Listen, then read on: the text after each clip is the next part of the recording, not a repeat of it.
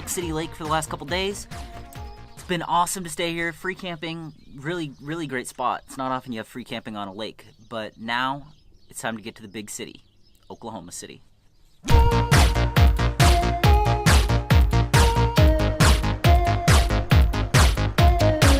Now, we've been eating a lot healthier since we got on the road. Honestly, mostly vegetarian and vegan stuff. But I'm not gonna lie, I'm still a complete sucker for a McDonald's double cheeseburger.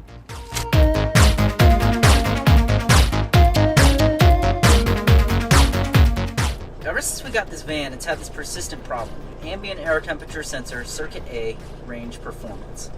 Now, we just cleared it out, but it does send us into limp home mode. We actually brought it to a Benz dealership in Las Vegas when we were there, and they spent hours and hours looking at it over the course of 2 days. Their scanners were actually showing a completely different code. I don't remember what it was. I'll show it on the screen somewhere.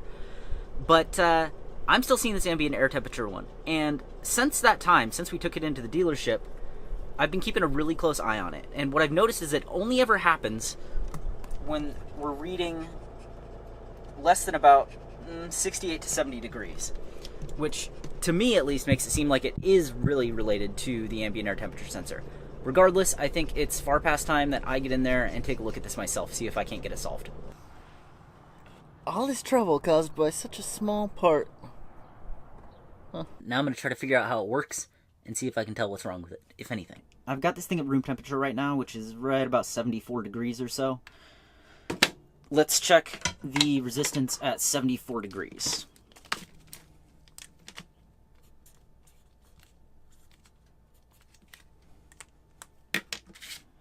Now, the meter off to the left there, hopefully you can see that. It's reading right around 3.3 thousand ohms. 3.286 thousand ohms. So, 74 degrees is 3.29 ohms. 1,000 ohms. Step 2, put this thing in the freezer.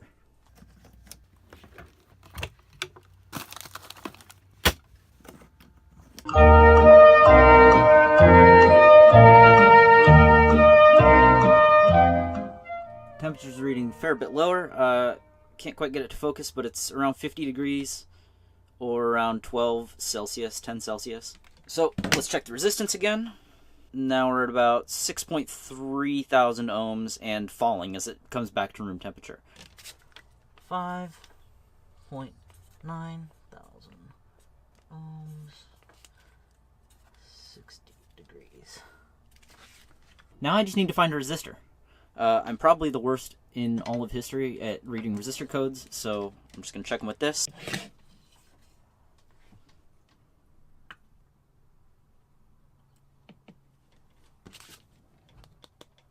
Close enough. Alright, so I've got the temperature sensor disconnected, and you can see right there, I'm not getting any sort of reading at all for the temperature. I'm going to plug in this resistor in place of the actual sensor and see what kind of reading I get there. I wouldn't exactly call it pretty, but once I get it taped up in there, it should be good enough to run some tests at least.